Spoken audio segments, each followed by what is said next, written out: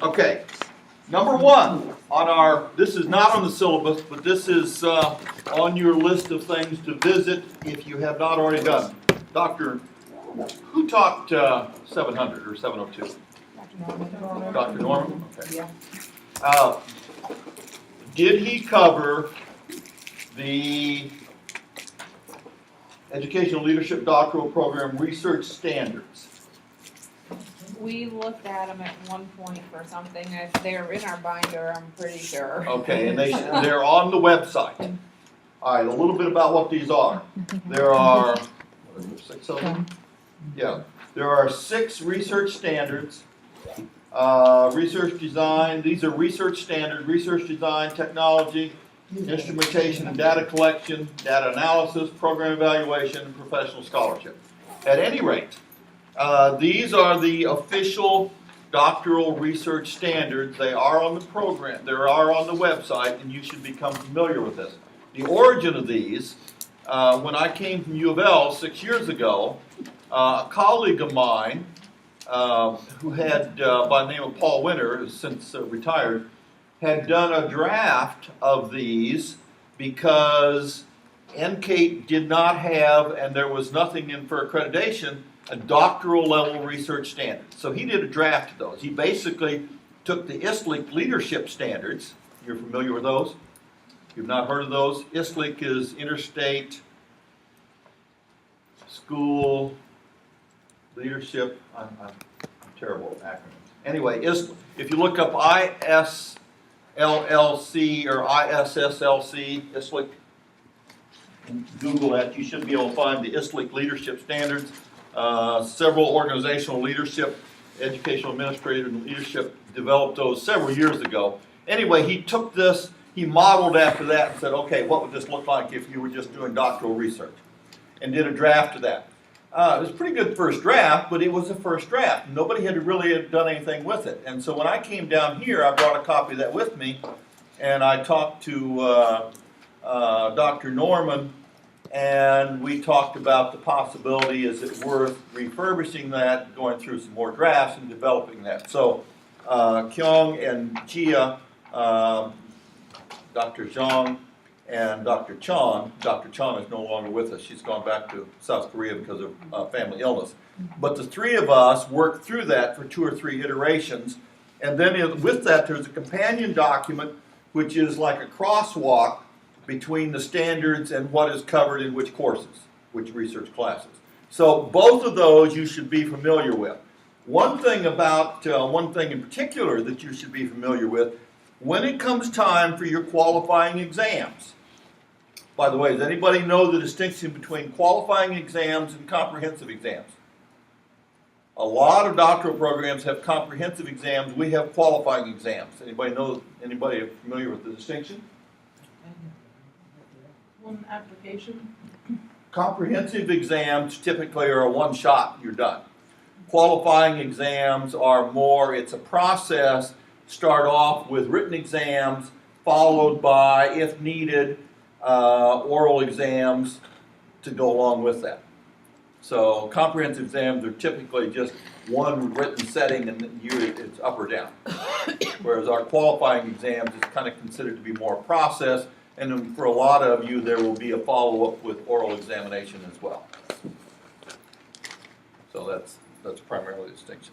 Okay, at any rate, on your qualifying exams, you may or may not be aware of the fact that when you write, there will be 2 take-home, well, they're all take-homes, you write them a weekend, but 2 of them you can have done ahead of time. And that's a self-assessment on research and a self-assessment in leadership.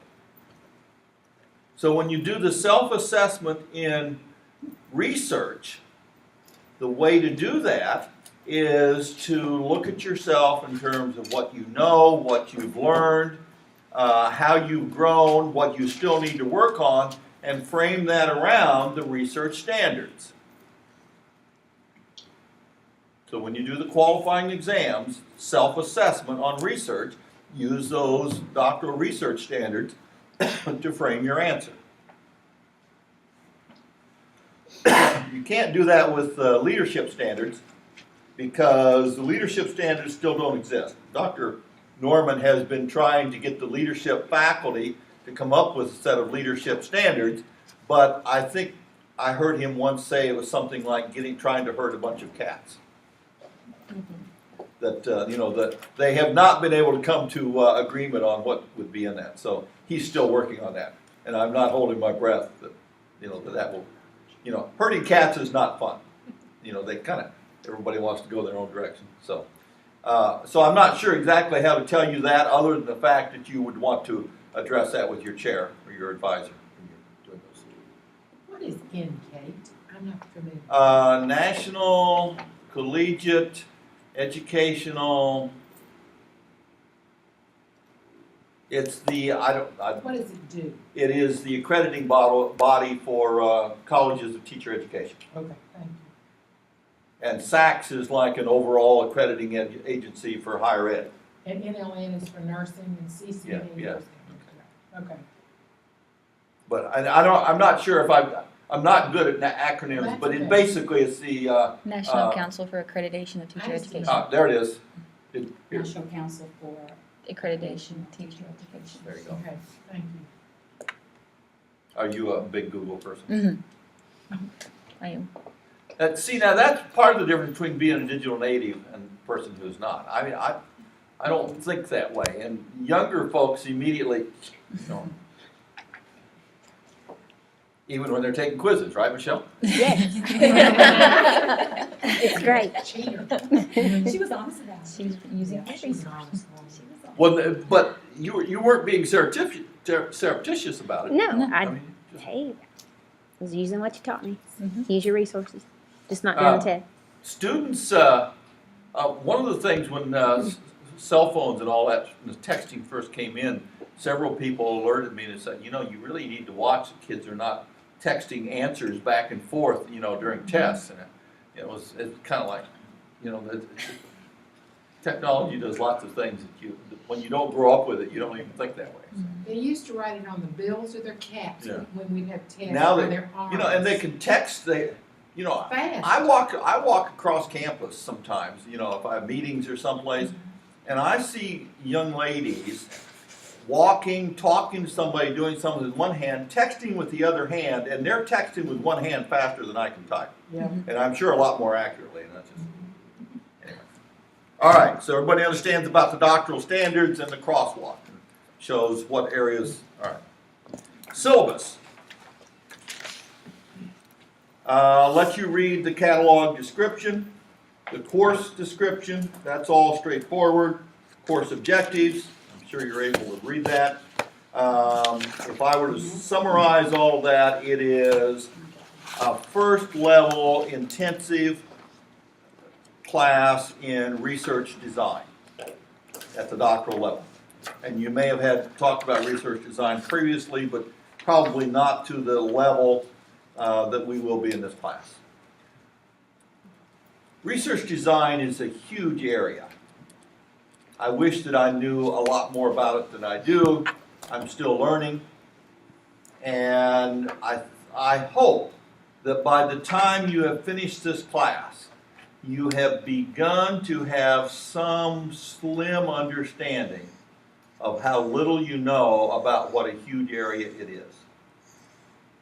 So it is always a work in process.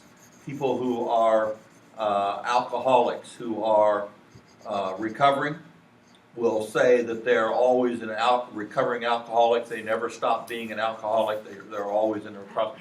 Well, I'm not sure it's a great analogy, but you are always learning about research design because the field keeps moving. We keep introducing new software, new in both qualitative and quantitative research, new techniques. And so even if you were to catch up with the field, you would still be behind because it's always a moving target. And it's a huge field and there's a lot there. And a lot of it is simply experience. I have chaired over close to 45 dissertations in my life and helped hundreds and hundreds of other students in classes like this think about framing their research. And so part of it is experiential. I had a great education at Michigan State, But what I know now compared to what I knew when I left Michigan State, I mean, there's no comparison. And I'm hopeful that I can still say the same thing, that, you know, when I finish phased retirement 5 years from now, I'm hopeful that I'll know a lot more now then than I do now.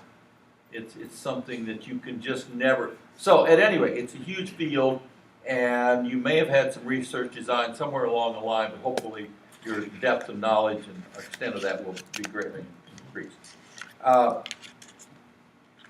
Plagiarism. You can read that. There is a college policy on plagiarism. We've had some instances of problems in our own department, and I've had a personal example of this because I had a doctoral student who was to the stage where he had handed in his final drafts for his dissertation defense, not the proposal, but for the final dissertation defense. And there's like a 2 to 3 week reading period. And during that reading period, one of the members of the committee found extensive evidence of plagiarism. And instead of graduating, this person ended up being thrown out of the program and losing thousands of dollars in tuitions and hundreds, maybe even thousands of hours of investment of time, and not a doctor. Because of one mistake or, No, because of extensive mistakes Oh. throughout. okay. And is bitter to this day because he claims he was not cheating. The problem was that he had done similar things in his proposal defense, and the person who discovered that was the same person who's discovered the same mistakes in others in the dissertation defense. After an hour's conversation with him, after the proposal defense by the person who discovered it, and another hour of conversation by myself and my co-chair with this person, and all of this was to be fixed, and yet it wasn't fixed, and the person claimed, and he's still bitter because he didn't cheat, he didn't do, and retrospectively, I guess maybe I'm a little slow on the uptake here, we finally figured out that he knew that plagiarism was bad, but he never really understood that he was plagiarizing. I think that he had learned to write this way somewhere maybe late elementary school, middle school. I guess he was old enough, he probably did junior high school, college, and all through his master's. This is the way he wrote. And despite the hour conversation with myself and the co-chair and with the person who discovered it, nothing in those hours of discussion penetrated to him that how he was writing was plagiarism. You know, and I don't know whether that's our fault or his fault or whatever. At any rate, those kinds of things are not things that you forget easily. So we have now a preventive policy in the college.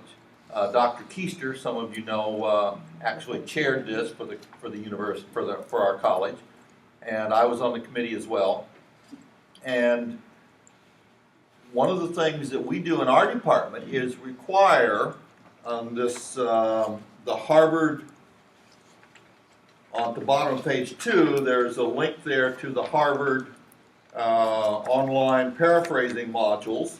So you're to go on that. There's also the Indiana University. I prefer the Harvard one. You can do them both if you want, but I prefer Harvard.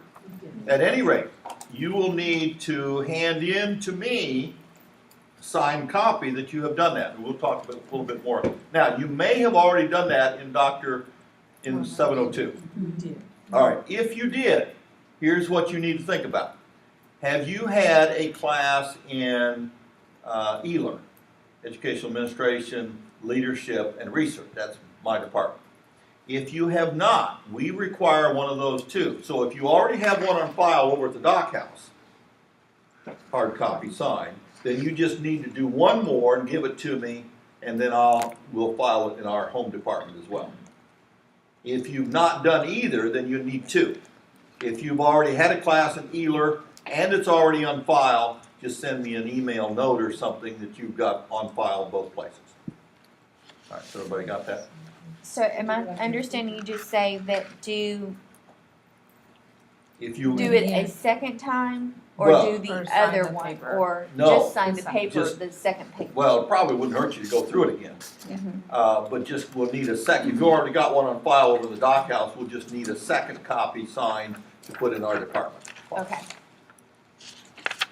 So, and now, what that does is then somebody can't claim, well, I didn't understand. All right, now, couple of points about that. The Harvard, even though I like the Harvard tutorial, I think they are flat out wrong in one regard. And everybody else in our department agrees with me on this. They say that paraphrases do not need page numbers. I just think that's flat out wrong. And here's why. Even if you have done a direct paraphrase, and I'm going to make the distinction between a direct paraphrase and just a general paraphrase. But if you are doing a direct paraphrase, you have taken a paragraph, and you have rewritten that paragraph so it's the same ideas as the original paragraph, but now in your own words. That's a direct paraphrase. Or just one or two sentences.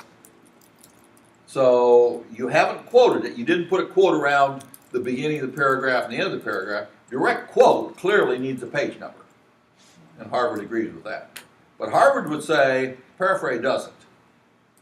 But if you have done a direct paraphrase, this paragraph, it's even though it's now in your words, whose idea is it? Your idea? It's not No, your it's the idea of whoever you're paraphrasing. So they need credit with that. So a direct paraphrase or a direct quote, both must have a page number. Now, folks, you will hear the expression from me several times throughout the course of this summer. That boggles my mind. That's an old expression. See, Joanne nods her head because she's Here we go. old enough to remember that. For some of you younger folks, maybe you've never heard the expression boggles my mind. Tell him you've heard it. I know. I grew up where they call things head catcher, so of course I've heard that. Anyway, one of the things that boggles my mind in here, and by the way, I don't like having my mind boggled. You see up here where there aren't many hairs? Not much hair. Every time my mind get boggles, another 2 or 3 hairs fall out. So I don't have many to lose, so please don't boggle my mind anymore. A mind boggler to me is how we can talk about plagiarizing. And how we can talk about in here that you read this and you sign this and you have it on copy in the dock house and in our department. And we talk about a direct paraphrase must have a page number. And a direct quote must have a page number. And then I get papers that have direct quotes and or direct paraphrases that do not have page numbers. That boggles my mind. I don't understand how that can happen. Now, there's a moral behind that. What would that moral be, Sarah? Put page number. Put page numbers there if you're doing a direct quote or a direct paraphrase. I don't understand I do have a question. how we can do that, and then in the same class that you do that, people hand in papers that don't have page. It doesn't compute. Yes. I had emailed you and asked you this because I had read that in the syllabus. A lot of times my books are on Kindle, so they don't have page numbers. Yes, What do okay, we- and so the answer to that is, if you look at APA, then you count paragraphs. And so it is paragraph number, and it's P-A-R-A, period. And it's like if it's a chapter, so it might be whatever the source is, Jones and Smith, comma, chapter 2, comma, paragraph 18. Okay. Or Because I something tried to like find something and what I had read on the APA is that because it says locations and all that stuff can change per copy, that you don't put a location number or anything. So I'll be go through and I was told. But you can put that that's for that particular source. And if it changes, people also understand that those things do change. But so that's why you sometimes also, now, APA, APA 5, you had to put a date when you retrieve something on the internet. APA 6 has kind of gone away. But I like to include that because that's a further thing of the fact, at least on May 15th of 2014, when I did it, that's where it was. So I like to keep that in there, even though that's kind of gone away from APA 6. Does that make sense, folks? You know, because ultimately, citations are about retrievability.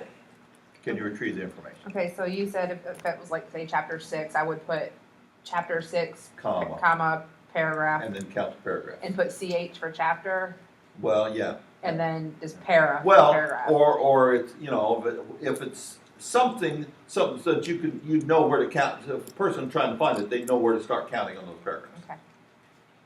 It might not be a chapter, but something.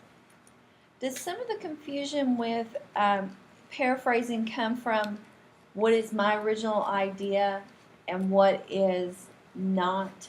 Like if I directly read something, I know it's not my idea, but if it becomes part of ideology and more common knowledge, like if I said in writing a paper, I've referenced something about the No Child Left Behind Act of 2001. It's something that I've heard so many times, but I didn't pull that out of a research document. Okay, but So, that's true. But on the other hand, there are a lot of people who have written about that. So if Jones and Smith have said this about it and you're citing them, yes, you have general knowledge about that and your entire paper reflects that. But you should also reflect the fact that this particular idea was referenced by the author. The author has been working on buttressed by Jones and Smith. You know, so there are ways of writing it in such a way that it's obvious that this is part of general knowledge and part of your thinking, but it's also, there is nothing that you can come up with that would be so original that it's not related to some source somewhere. And what we're talking about is giving due diligence to other people's work. So it's some combination of the two. And now, we're going to come back to the word ecstasis. Pay attention to how other people do it. And you just kind of get a feel. You know, do other people sprinkle, you've got a 7-line paragraph, and do other people sprinkle 18 citations into that 7-line paragraph? Most people don't. Do they write an entire paragraph that talks about research says? Do you find sentences that say research says with no citation? right. No, you don't find that either. If you say research says, it is incumbent upon you to give a for example or a research citation or two. Again, a mind boggler, folks. Listen to this. You're writing something and you says, this is by the way a reification, but you say something like research says. You can't write a sentence like that and not give at least one citation. Not if you're doing scholarly work. So is it better to cite too much than not at all? Yeah, but you know, but again, ecstasis. Get a feel for how other people do it. Pay attention to how other people do it. You know, there's a happy medium, and one of the way you get a feel for that happy medium is paying attention to how others do it. You can overdo anything to either extreme. For those of you that are parents, raise your hand if you're a parent. Would you not agree that the most difficult thing you've ever tried to do is hit the happy medium with your kids? Give them enough independence so they can learn, but give them enough protection and guidance so that they, you know, and how do you hit that happy medium? Well, good scholarship is the same thing. You can have too little citation, you can have too much. It's a blending. It's just getting a feel for that. All right, enough on plagiarism.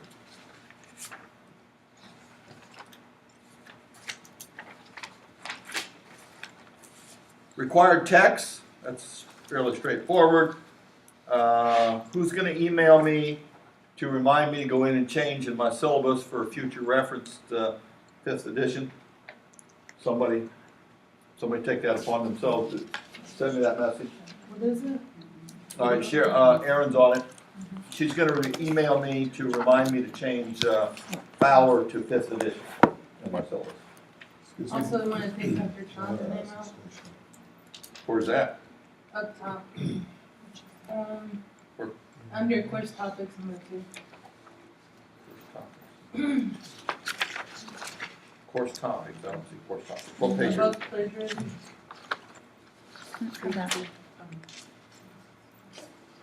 Oh, yes, okay. I could just change that to 722. Okay, thanks. All right, required readings. One question on the textbooks. Do we need to go ahead and do the 5th edition if we have the 4th copy? No, well, I think you're okay. There's not that much difference, so. Okay. I mean, the reason I changed is because the bookstore told me I couldn't get the other. Okay, so availability. But if you went through, Right. but I don't think you're gonna find that much difference, so, yeah. Yeah. References. The 6th edition talked about spacing them out, but some instructors I noticed have not spaced them out, What do you mean by space? like double space. That's a lot of times that's preference, and part of that could be whether you're doing dissertation or style things. APA says double spacing, but there are instances where it would be single space, and depends on whether what you're doing is strictly dependent upon APA or whether there are local context rules. For example, dissertation formatting sometimes supersedes that kind of stuff. So it's always again, it's a blend of the local versus the APA. No, I don't know that there's one single answer for that. Again, context. How do other people that are using that local context do it? Sassy spectacular. All right, required readings. Those I think are all, by the way, if you haven't yet perused my headings in Dropbox, you might want to do that. Just poke around in each one to see what's in there. But I think you'll find that a lot of these, there will be section required readings, and then all of these would be listed in your Dropbox. So, you know, a lot of times it's just verbatim. Those are all things, we're going to do some assigns with those later. The second and third Saturdays will be your oral presentations, and before the day is over today, we will have assignments on who's doing which oral presentation. So we'll talk more about that later. Supplemental dissertations. Again, you need to familiarize yourself with those. You will spend a lot of time with lines. That's 570 pages worth of dissertation. And Were you that- on Linda Thomas's committee? I was her chair. You know Linda? Quite well. If she teaches nursing, I know her. She's a good woman. Linda is a good friend of mine. Yeah. She said she had to quit to get her doctorate. You know She about did. that. She did. You didn't know she was that I was her chair? No, I had heard from someone else that she liked her dissertation, that she thought it had everything in it. So then I found she had taught at University of Louisville, and I knew where she went, so I kind of put things together, but I wasn't sure. I have it. So send her an email, Sarah. Tell her I I said would hi. send her all kinds of stuff back to tell her how bad you talk about her, a whole bunch of stuff. She'll sick her husband on you.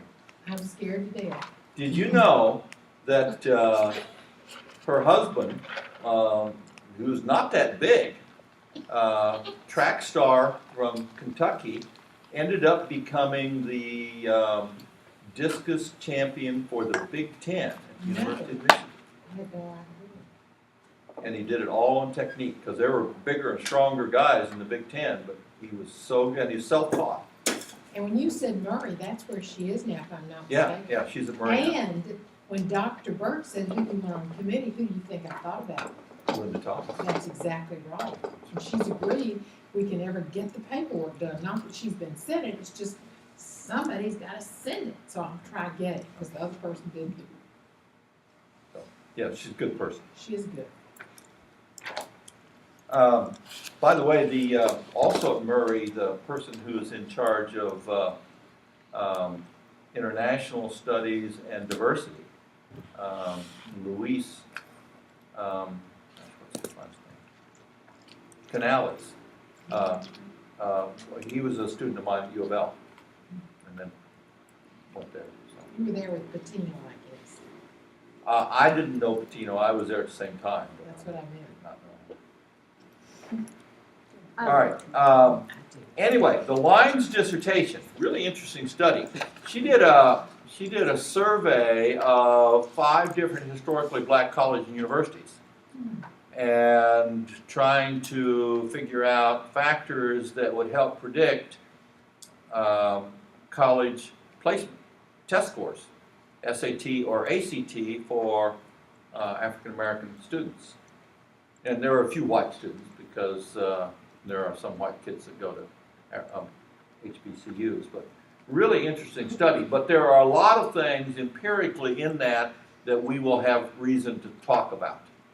And that's a superb dissertation, and we will visit it for help in understanding several things related to research. So that's one that we will spend time on. When these say unpublished, I've seen this a lot, unpublished dissertations. That means that they never turned it into a book. But a lot of people write articles about. Yes, yes. But that's not the same thing, No, is that right? that's a, Okay. all those articles, you may find that a given dissertation had 1 or 2 or 3 Right. or possibly more articles from it because there's so much work. Mhm. But all of those are just about one chunk of the dissertation. But typically it's an unpublished dissertation unless somebody specifically undergoes the process of turning that into a book, which means a lot of rewriting and restructuring and everything. Now, in addition to that, the unpublished dissertation suggests that you have read the version that is sitting on the shelf at U of L, or in my case on my shelf because I was her chair. But you can. Most of these also are available digitally. In fact, they're all available digitally through dissertation abstracts, and that's one of the resources that WKU has. Speaking of library resources, if you do not know Roxanne Spencer, have you met her? Okay. She's the media library person downstairs, and she is superb. She is really good at helping you. So whenever you have any problems, just call her. If it's associated with this class, just say Dr. Miller said, and she is all yours, because she and I have cultivated that relationship simply because I know how much she can help students. She's a genuinely great, nice person, and very, very knowledgeable. So you'll be amazed at how much. By the way, librarians generally just have an ability and an affinity. They are looking things up is natural to them. There is, and I can't think of the guy's name, but there is one of the reference librarians up the hill at Helm Library. What's the name of the full name?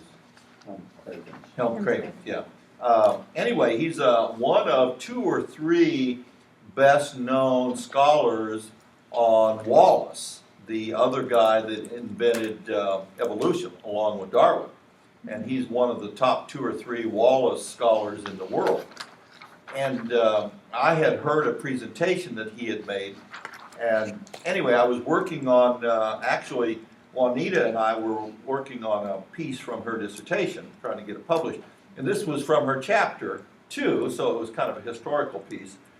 And as I was getting ready to send it off, and I was reading, and I noticed that there was a volume 118 or something like that for a reference.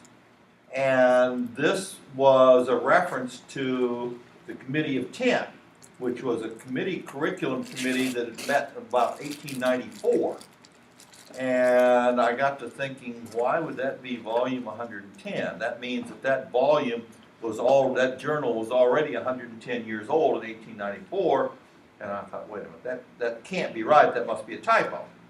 But it was an old journal, a little bit obscure. And so I poked around trying to find it for about 10 or 15 minutes. And at that point, my patience gave up. So I dialed friendly reference librarians and happened to get, just as luck would have it, of the various people up there, got this guy that I had just heard make this presentation. So I told him what I did, or what I wanted, and then while he was poking around on his computer, I was telling him how much I enjoyed his presentation. We chit-chatted for a couple minutes, and then I said, well, I know you've got a lot to do. If you find this, just send me an email, because again,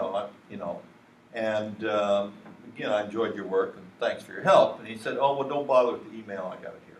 So in about 2 minutes, while he was chit-chatting with me, and I had poked around for 15 minutes and had no clue of where to look or how to find it, this guy, apparently doing, walking and chewing gum and several other things at the same time, in about 2 minutes found it. I mean, these people know what they're doing. They're really good. So you can't know as much about looking up stuff as people who do it for a living. So use them as resources. I mean, that's the essence of professionalism. Different professionals have different knowledge. I don't think any of you will probably ever get to the point where you know as much about research design as I do or Dr. Zhang does. Because that's what we do. On the other hand, I certainly will never know as much about nursing or whatever your field is as you do.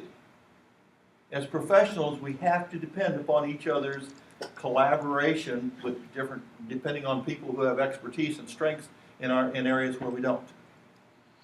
Does that make sense?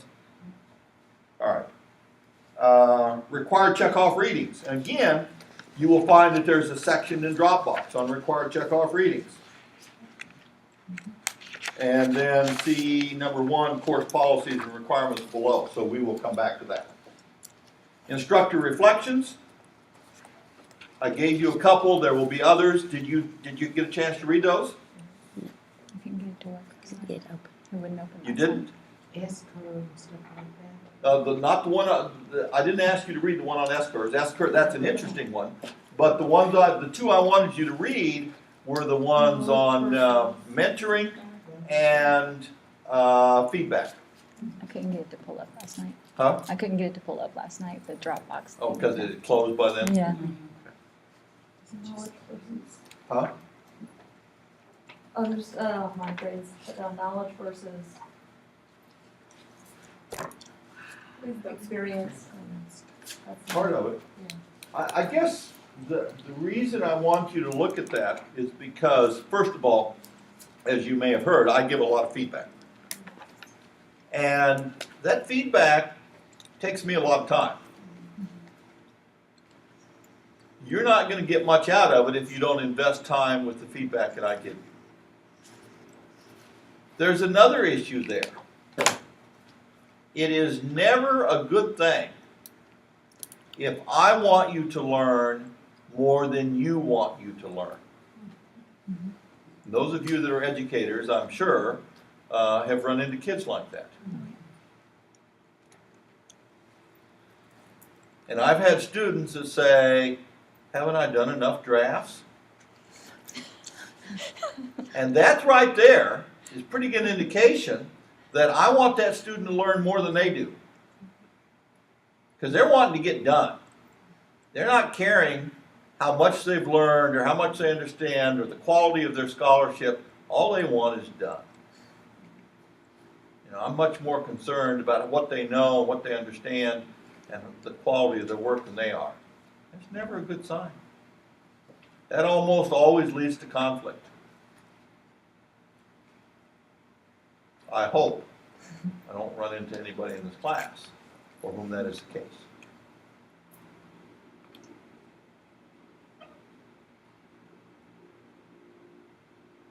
You're smiling now, but when you get to the 6th draft, will you still be smiling? That's the real test. I've had students who took 8 or 9 drafts. By the way, if you've got a student, whether it's a doctoral student or a kindergarten student, and they're not getting it on the first time, we have a couple of choices.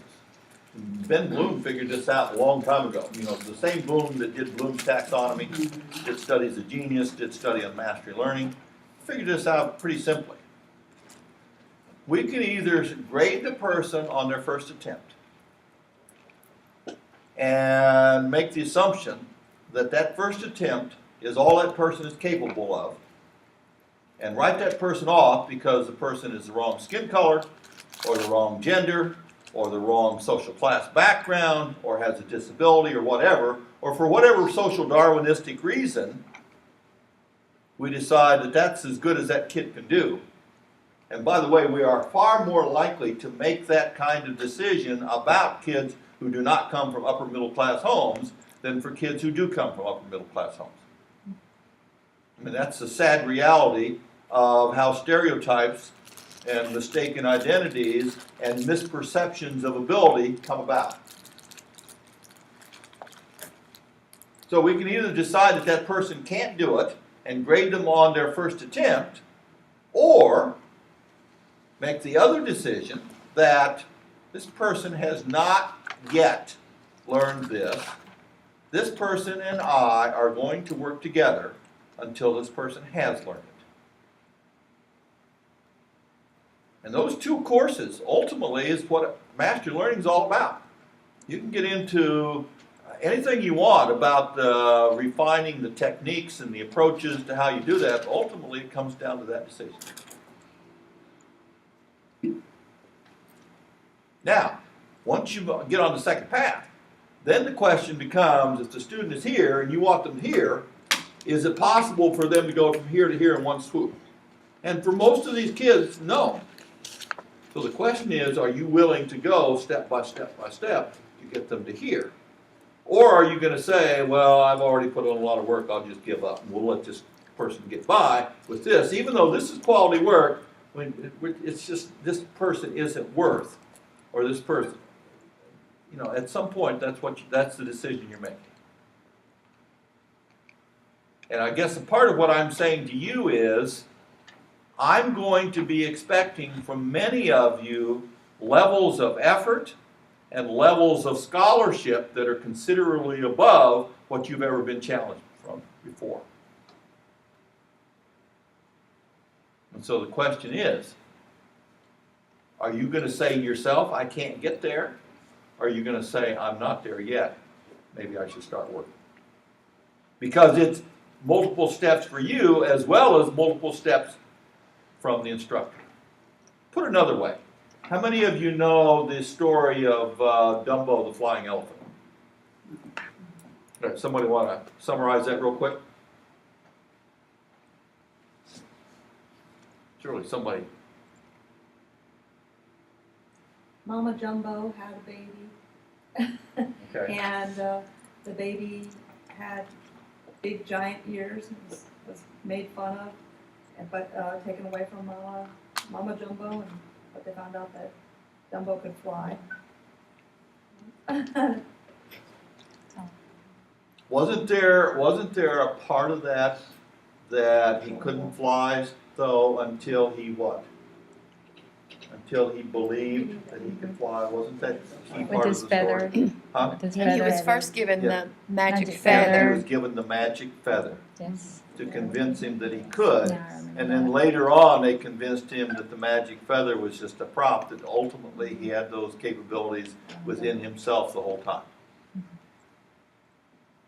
Folks, the magic feather in education has become the Holy Grail. We keep looking for it, and we keep looking for it. And there's ever a new innovation, a new approach, a new professional development, a new hot name to learn, whether it's Danielson or whomever. And after Danielson, there will be somebody else, and after that, there will be somebody else. And there's a never-ending quest for this Holy Grail, for the magic feather. And we'll never get there. Because what they're looking for is something that makes learning from here to there easy. And there is no easy. We already know what it takes to get from here to there. It's mastery learning. But mastery learning is hard work. And nobody wants a magic feather that's hard work. It's hard work on the part of the student, and it's hard work on the part of the instructor. And without both of those together, and the time to do it, which is key, you don't have a magic feather. But we keep looking for a magic feather that can do that without work, without effort, that's easy. The new coinage right now that's going around, especially in developmental, is time to degree, to hurry them through. Trying to make it easy. There is no easy. And by the way, this is not just education. Nursing, business,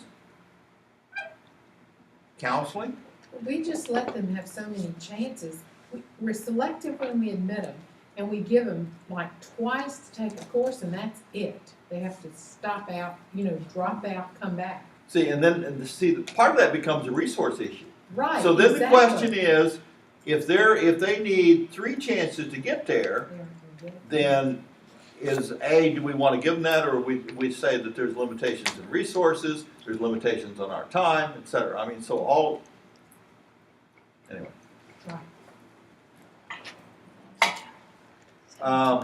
Bibliography reading list on page 5. Those are not required. We have to put those kinds of things in the syllabus. You know, when I started Michigan or at U of L, a syllabus that would have been about 82, I guess. A syllabus was 2 to 3 pages long. The syllabus is like a contract. Now syllabi run 15 to 20 pages. And it's just you have to keep adding more and more things that are legalistic kinds of things that and that's not just that's true in nursing. It's true in K-12. I mean the amount of legalistic kinds of paperwork and procedures and policies. It just expands. It's like Murphy's Law. It expands to fill the available space and time. And the Board of Nursing requires this with us. When I It's in all fields. It's just amazing though how much stuff. What is the reasoning then in the bibliography reading? it's To just- add to it- syllabus and, It's just, it shows that whoever developed it knows the field. okay. So, and a part of this has to pass NCAE. So if we don't have that section in there, NCAE's gonna say, oh, you guys don't have any knowledge of the field, so. Anyway. So that's an NCAE provision that gets in there, stuck in there because of those kinds of requirements, but it's not something that's immediately relevant to you. Now, if you want to go read every one of those, you would be well on your way toward increasing your understanding of research design. But the other side of that is you'd probably be on the track to teaching research design as opposed to using research design to help you continue your work as a professional in another area. Most of the people in this class are not going to end up teaching research design at some point. I mean, you have other specialties. If you're at University of Michigan and you're preparing to get a job like mine at another university, then you'll probably end up reading all that kind of stuff and more. But that's basically. Does that make sense? Mm-hmm. There are lots of things that you know that I don't. But because I'm not studying those, I'm not going to read those. Mm-hmm.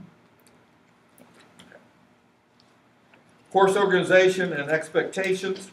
I think we were just talking about that as adult learners. Teaching methods. Folks, if you haven't figured out already, I am quite capable of doing a monologue for 4.5 sessions. You probably don't want me to do a monologue for 4.5 sessions.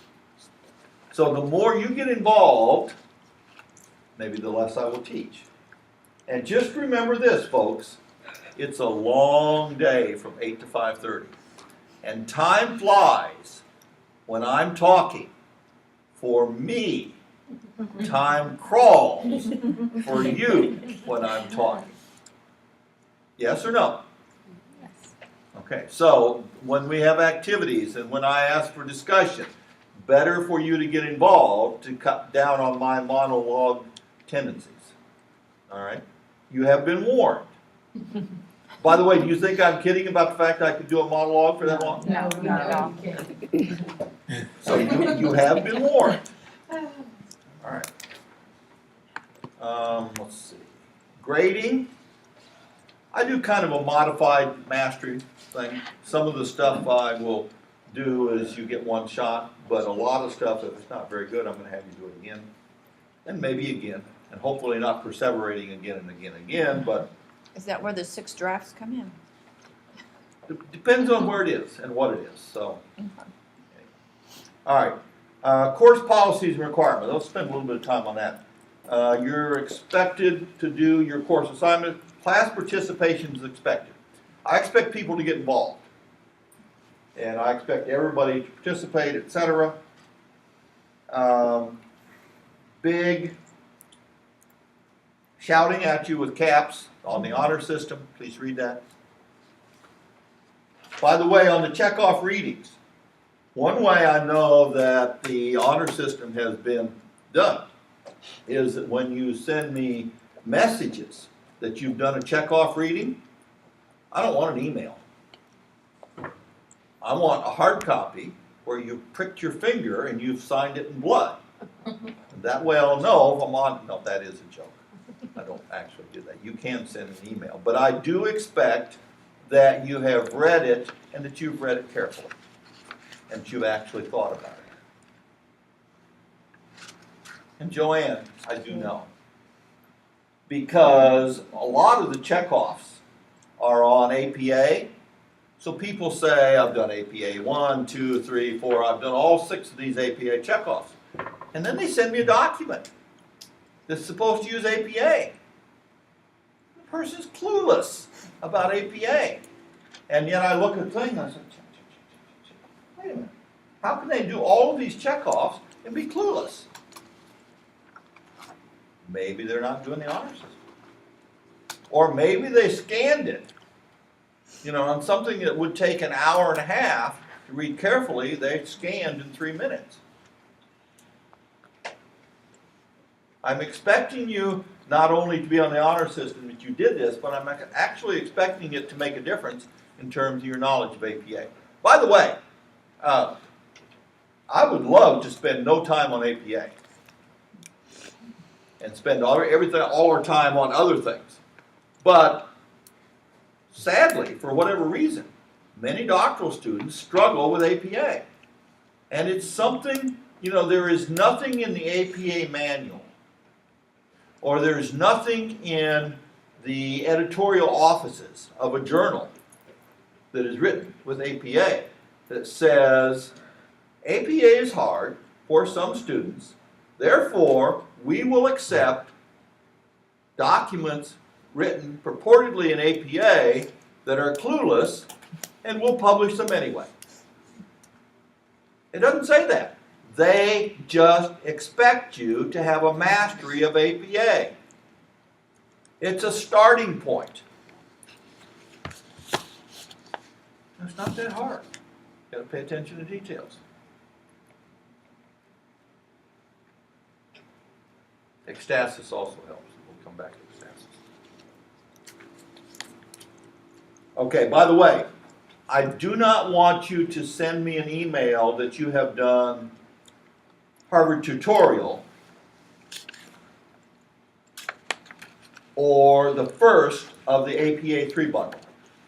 When you send me an email that you have done the APA 3 bundle, I expect that you have done all 3 of the APA 3 bundle. And in that email, I expect you to list the 3. You don't have to list the full title, but you can say, you know, if the APA 2 bundle, then you should list that you read the Purdue OWL and the Portland Nursing. I have no idea. If it's the APA 3 bundle, just quickly, what are the 3?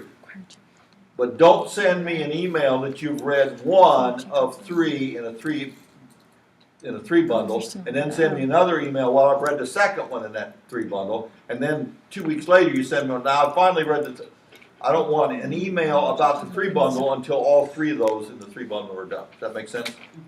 I have enough trouble with record keeping as is, so, all right.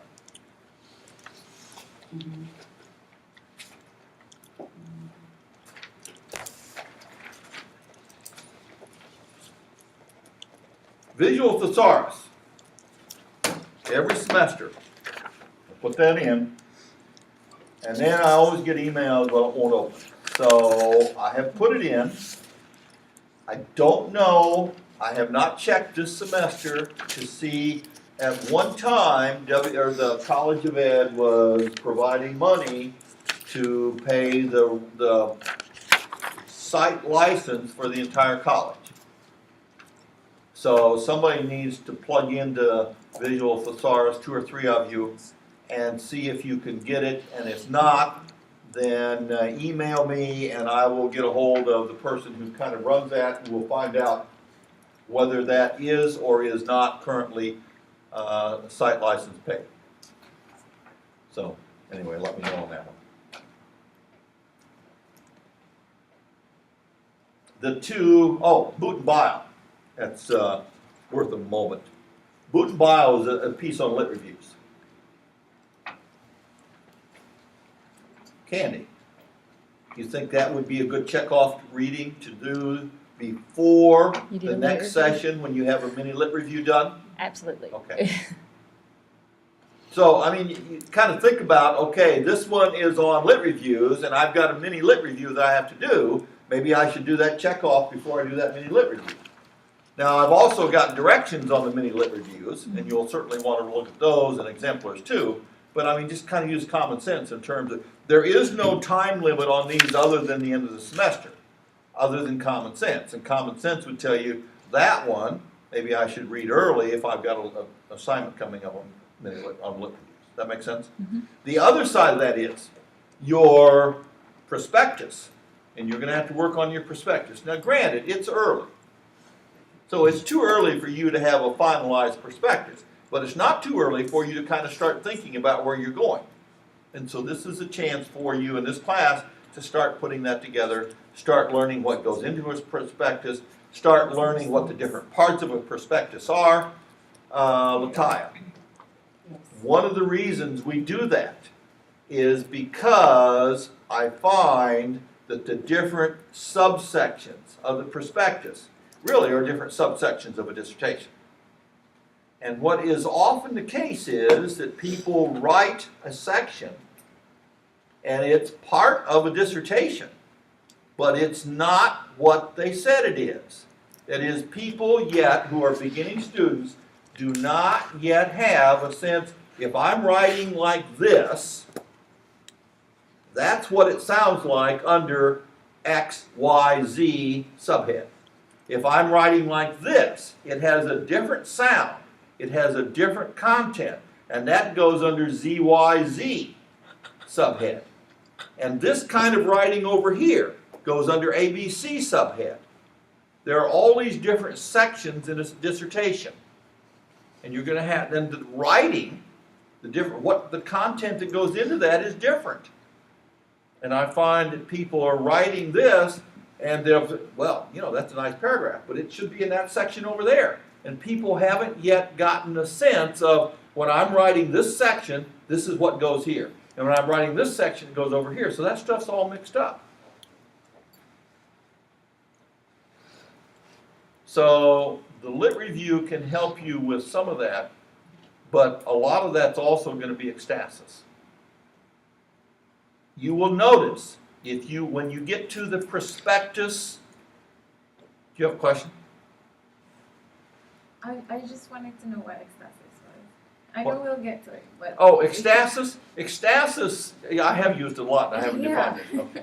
Ecstasis is generally becoming aware of yourself even as you're doing it. Okay. It's a stepping outside of yourself to become self-aware of what you're doing even as you're doing it.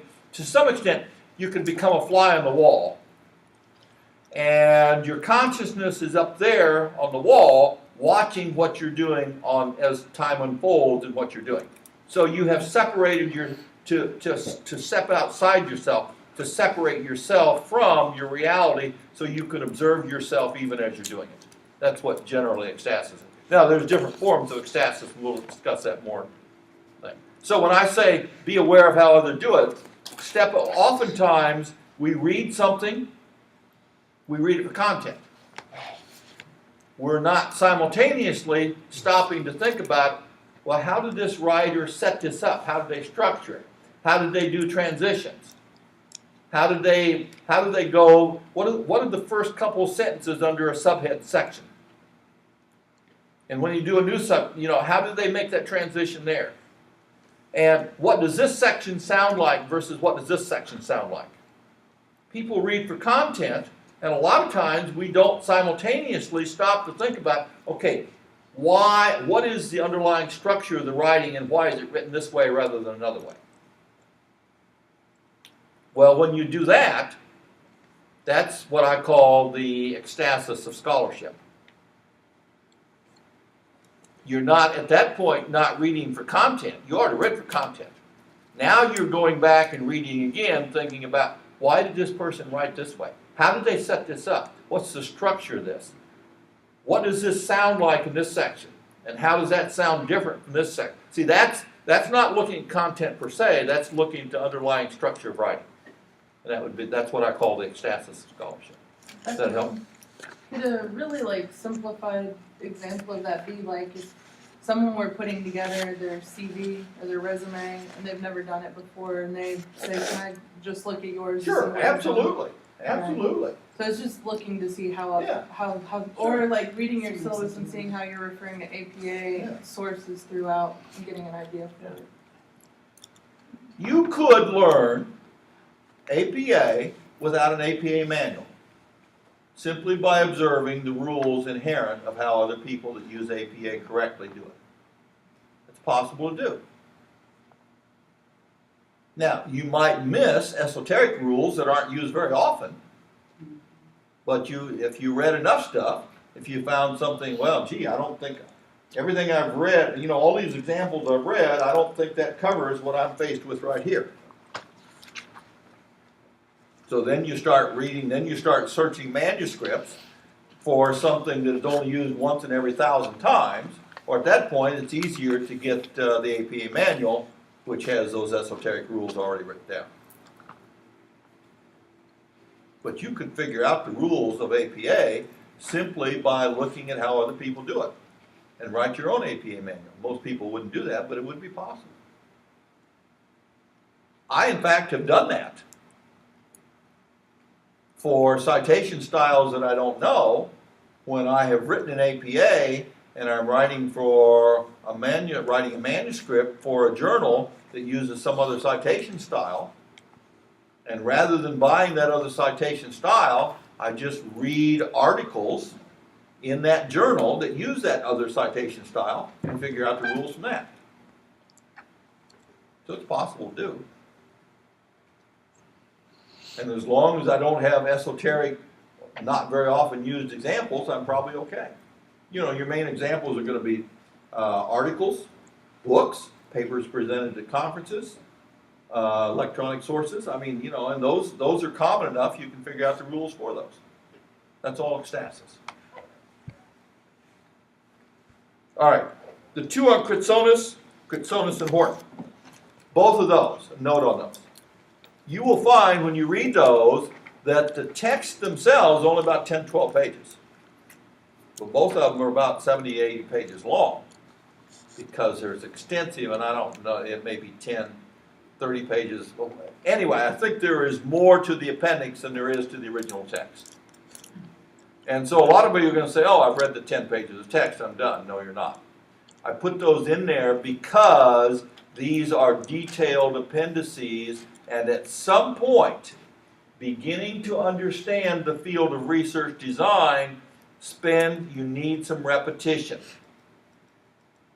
And so just reading these appendices and seeing what they say about these different research design or different statistical techniques or something is reading for repetition. Now, they can also be used in the future. You can go back and look that up. But at this point, just reading for repetition is a beginning point in familiarity with the terms, how they're used, and understanding them well enough to at least be conversant in the field of research design. So, yes, the readings themselves are short. The readings are lengthy because of the appendices. Yes, I do want you to read the appendices, and I want you to pay attention and do that because that's the beginning process of familiarization of repetition. Okay.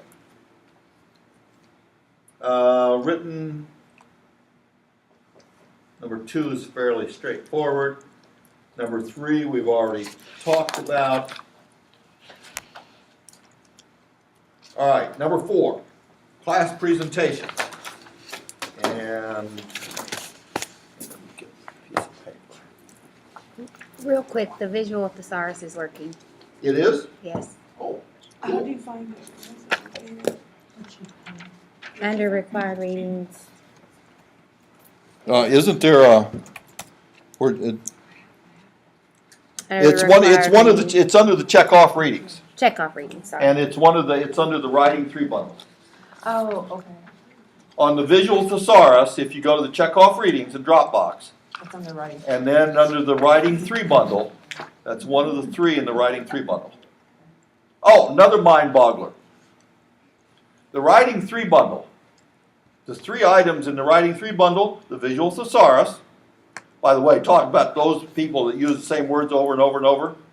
The visual thesaurus is really nice because it's not just a set of synonyms, but it's a pictorial set of synonyms that are kind of grouped as families that group out to others. And so it kind of gives you a kind of a word picture of related words. So it's really very nice in that regard. The other 2 under the writing 3 bundle is a piece on using verbs by Frells et al. And that, verbs are really nice, but there are lots of them, and you can use lots of them. Your writing becomes more active, more vivid, etc. And the other one is a piece by Dr. Keister on different terms, different verbs that can be used when you're doing lit review. Ecstasis, not. I read a mini lit review, and it says, Jones and Smith indicated, Jones and Smith indicated, Jones and Smith indicated, Jones and Smith said, Jones and Smith said, Jones and Smith said, Jones and Smith indicated, Jones and Smith said, Jones and Smith said, Smith and Wilson said, Smith and Wilson indicated, Smith and Wilson said, Smith and Wilson indicated. And this after they have already checked off reading the writing 3 bundle, 2 of the 3 of which are about using multiple verbs so that you don't keep saying said, or indicate, indicate. And then you wonder, Joanne, how I know whether you've actually read what you said you did? Little things like that give me clues. Does that make sense? Yes. So again, I expect you to apply these checkoff readings. Does that make sense? Mm-hmm. All right. The class readings.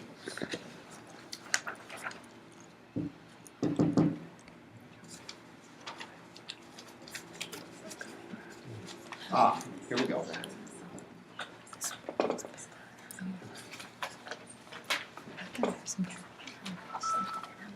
All right, this is a volunteer process. As I recall, Bobby, you are done with this, right? You already have a grade on this. So you're out. So you don't have to volunteer for this. Everybody else, I think, has to volunteer, including Joetta. Who's Joetta as a proxy here? Would that be you? Michelle? I think you Or are, would that be Michelle. Candy? Yes, Because you are I've got trading it, information. yes. All right, so you are Joetta by proxy as well. Is that Got it, correct? yes. All right. First of all, a little bit on what your oral presentation is like. We have a lot of readings in this. And I would love to assume that everybody in here is going to read every word of the assignments that are in the syllabus, word for word, and have this memorized and fully understood by the time you come to class. But life tells me that you're busy, you have full-time jobs, you have families, and other kinds of things, and that you may not be able to read all of these as carefully as I would like. Life also tells me that if Michelle is making an oral presentation to the rest of the class on X required reading, she is probably going to read that reading very carefully. More carefully than the one that Candy is reading for her oral presentation. Is Life telling me something that is generally pretty accurate? Yes. So in effect, your oral report is making up for the fact that we have busy lives and that you are telling the rest of the class, if you haven't got time to read this to the level I did, here's a quick thing to help you understand what's in it, what's important, why, etc.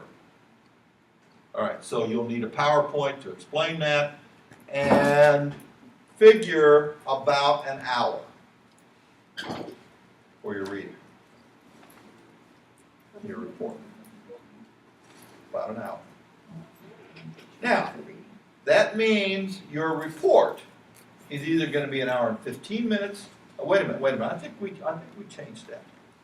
I think we changed that to 45 minutes. Let's go with 45 minutes instead of an hour. And then your report is either going to be an hour or an hour and 15 minutes, depending upon whether you're doing your report by yourself or with a partner. So if there are two of you, you will collaborate for a 45-minute report on your reading.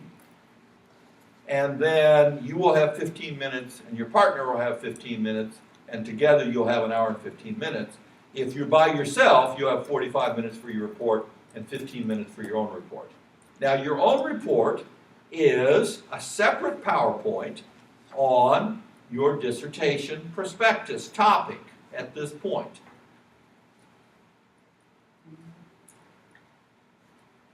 Okay, I know that's going to be hard. We'll come back to that in terms of what I want into that. Now, schedule-wise, here's the way this is going to work out. There will be 10 of these.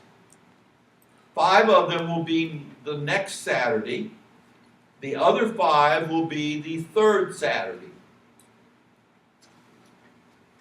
So you might think, boy, I want to get into the third Saturday, but not necessarily, because the way the due dates are staggered, ultimately you have to get the work done. Whose are these, by the way? Somebody I found them over here. Okay, so we don't know who those are? Yeah. So there are advantages and disadvantages being the first week and the second week. You know, the second Saturday and the third Saturday.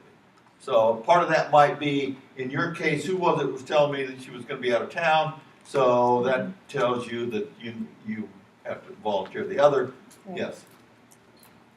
Also, on the presentation of the chapters, I actually did all the work, I just wasn't able to present it. So I have the entire PowerPoint. So that might be one that you want to volunteer for. Yes. Okay, well, I'm getting ready to take that into account. I've done it already. Okay, so there are 3, 6, 10, 12, 13 of us. And there are 10 topics. So if we do 7 and 6, is that 13? So 7 of you will be by yourself, and 3 of you will have a partner. Does that work out right by my math? There are 6, 10, 13, 12 people in here who have to do this. Bobby's already done it. And 1 who isn't here, so that's 13 people. So that would be 7 by yourself plus 6 is 13. All right. So if you have a compatriot with whom you like to work, and who has similar location and travel schedule, good friend, or all of those kinds of things, take that into account. Okay. Also, some of these are more quantitative in nature, some are more qualitative in nature, so take that into account. And then, obviously, the first 5 are going to be the next Saturday, the second Saturday, and the second 5 are going to be the third Saturday. All right. So let me quickly go through what these topics are. Now, we're not volunteering for them yet, but and plus we got the fact that Sherry's already got one done. Well, me as well. All right, so there's a couple of things. Have you done the same one? No, I left Denson. I did chapter 6. We're Okay. different. I don't think you're going to find anybody fighting you for Denson. Okay. That's past experience. Yeah. So, and you did chapter 6? Yes, Which one is that? primary data collection. Okay. All right, so count of that. All right, here are the topics. Denzin. That's written in 1970. It's an important piece, but it's a bit dated, but it's, that's one of those that holds up. But we probably already have somebody for that. The only question would be, does somebody want to partner with her on that? Then you have the Jacobs slideshow, and there are two Jacobs slideshow, one on correlation and one on causal comparative and quasi-experimental methods. So there are two there, both of those are quantitative, both are slideshows. The U. Olin piece is on threats to validity, and I will have supplementary information for you on whoever does that one. And then you have the last 6 are on Marshall and Rossman, the text. Chapter 2 in Marshall and Rossman. Chapter 4 in Marshall, and somebody have Marshall and Rossman open to the table of contents. Chapter 2 is what? Chapter 2 is qualitative research genres. Genres? Yes. Okay. Chapter 4 is? Chapter 4 is the what of the study, building the conceptual framework. All right. And chapter 5? The how of the study, building the research design. Chapter 6 you've already done. Yes. Primary data collection methods. So it's either by herself or maybe a partner. Chapter 8. Managing, analyzing, and interpreting data. And chapters 3 and 10 go together. Chapter 3, trustworthiness and ethics. And 10, revisiting proposal as argument and forecasting final representations. Okay, and whoever has 3 and 10, that person will see me because there are a couple things that I want to make sure that you get. It's in Marshall and Rossman, but they really make you dig for it, and I want to help you, help the rest of the class, make it so they don't have to dig for it, because there's some stuff I really want you to get out of that.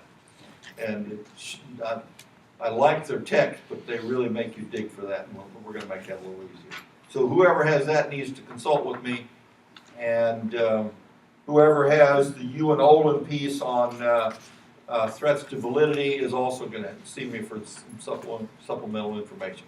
Okay, as far as that breaks out, the 4 quantitative pieces plus chapter 2 in Marshall and Rossman will be the second Saturday, and the other Marshall and Rossman pieces, chapters 4, 5, 6, 8, and then 310, will be the third Saturday.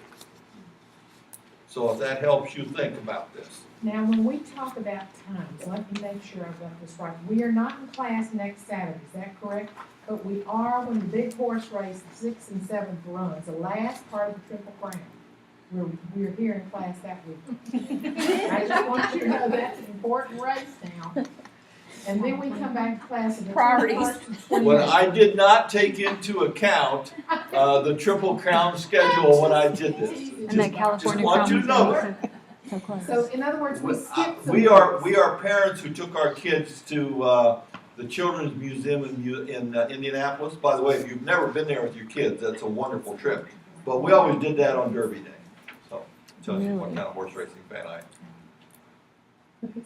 But in other words, we're not here the 31st, we're the 7th, the 21st, and 28th. Is that correct? 6th and the 7th, Right, the 21st, and 28th. and the 28th. Okay. I'm doing that by memory, but that's what's in the That's what I syllabus. thought on here. And that's what's in the syllabus, isn't it? Okay, yes. Now, a word on that, and I don't know that I have told you this, but you know that I'm retiring. So June 30th is my last day as a full-time employee. Starting July 1st, I am a part-time employee. And that means that I'll put in less hours, although actually I'm beginning to look like I won't put in many, but I'll get paid a lot less. But from that point on, I will be teaching just the 4 classes and can't get paid for anything else. So if anything else I do beyond that is just on my own time. They can't stop me from twiddling my thumbs, or working on the grant that I've already been working on, but they can't pay me anymore for it. So you can't be on doctoral committees, is that I'm what you're gonna saying? I'm gonna finish the ones I'm already on, I'm accepting no new ones. Okay. I think that's fair. So, She Huh? said no. Say no. Anyway, because of that, we had some struggles on how to set this up this summer. The first time I taught this was in like fall of 2011, no, spring of 2011. I think I had 18 students. I think 16 got grades and 2 got incomplete X grades. That was in the spring of 2011. Or maybe it was 2010. Anyway, the first time I taught. And then I taught it in the May term for 5 weeks. Immediately after that, taught the same content over a 5-week period. Had 17 students. 2 got grades, 15 got X's. Same content, but it's spread out over 15 weeks versus trying to condense it into 5 weeks. Just no way to do that. So that was, and Dr. Chan had the same experience. Because she did it, and it's impossible. So then we've started spreading this out over the whole summer. So that we have, now I think we've got to spread out to like 10 or 11 weeks, which isn't quite the same as 15, but at least it's possible. Except, I had to be done by June 30th because of full-time payment ended then. So that meant that we started thinking about, well, can I have the due date by June 30th and get all grades in? That meant the due date would have to be in by a week before that to give me a chance to get all grades in by June 30th. And the more we thought about that, that just didn't, so we ended up having to change the class. And so this class has a grading option, IP, which is in progress. Normally that is reserved for classes like your dissertation credits, you have to pay for 12, so you pay for 3 of those and you don't finish your dissertation for another year, and it just is IP until you finish your dissertation, and then you go back and change all those grades to whatever grade you get for your dissertation. Dissertation seminar is the same way. It's an IP because there are certain assignments you can do to finish beforehand, but for the most part, the dissertation seminar ends up when you finish your dissertation. So again, it's an IP. So we changed this into an IP. And on June 30th, I will give you all IPs. Now, I could have just given you an X, but there's some stigma associated with an X. An X suggests, you didn't get done in time. You got it incomplete because you didn't get all your work done in the normal allotted time. There is no stigma associated with IP. It's an in progress because it's a long-term progress. So we changed this to an IP class just for this one summer so that I could give you an IP grade on June 30th. That way I'm legally done by the time my full-time employment ends. And then I've spread you'll see the due assignments are in July, and I can go ahead and give you the time to finish your classes and then change your IP into a grade at the end of the semester. And I can do that because that's on my own time, but I got paid for the class while I was still doing that. All of these legal things that we had to do. So anyway, that's the reason you're all going to get an IP on June 30th. Does that make sense? And you just say, isn't that ridiculous that you have to go through that? But that's, that's the kind of stuff you have to do. Anyway, that's also why we didn't, because normally we would have spread those dates out into July as well. So I would have spread but we have to have the 4 actual Saturday sessions also had to be done by June 30th. So that's the reason they're crowded together, even though the due assignments are in July still. So you still have time to do them, it's just that we will have finished meeting in June. Does that make sense? You all rolling your eyes about the kinds of things you have to do to meet legal contractual, Gay and I were rolling our eyes a lot as we figured all of that out. And I kept suggesting, she said, Steve, that's not going to work either. Steve, that's not going to work either. And I finally said, well, why don't we just give them phantom dates? And we'll tell them that we're doing this, and then when they get to class, we'll say, no, those aren't the real dates, we're gonna meet these dates. She said, that won't work either, because somebody has to schedule this room on those phantom dates, and they'll see that and they'll catch you, so we tried all, eventually the IP was the only thing that worked. Life is fun dealing with the bureaucracy. Anyway, you will at least have time to get your grades done, your homework done. Does that make sense? All right. All right. Are we ready to actually start volunteering? First of all, is there anybody that wants to fight Aaron for Denson? It's not an easy name. All right, so let me, first of all, let me make a new chart here. All right, and so the first Saturday, the next Saturday, is that June 7th? Yeah. Yes. All right, so we have Denson. And we have Aaron. All right, Jacobs. Correlation. Now, this should probably be someone, it's not that I want to discriminate against somebody who's qualitatively orientated, but because you are the expert who is explaining all this, someone who has some sense of quantitative background would probably be better for these quantitative pieces than somebody who really struggles to understand means and standard deviations. So are there any, who are the resident quantitative gurus in this class?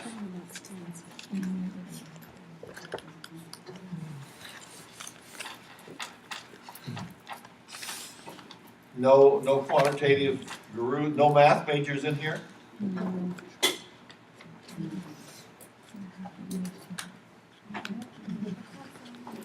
I see Z and Brant chatting. Are you thinking about doing this one together? Not a quantitative. Not quantitative? I've read that. The Jacobs you said is quantitative? Yeah, it's a slideshow, but its content is about correlation, what correlational research design means. By the way, those are excellent slideshows. I know you probably haven't had a chance to go through them. They're very clear, but Could you repeat what the other options are, please? okay. I have the Denzin, I have the chapters in the book, but I missed the article. Okay, the Jacobs slideshow. There are two Jacobs slideshows. Right, One is on correlation, okay. and the other is on causal comparative and quasi-experimental. And those two go together as one assignment? Yes. Okay.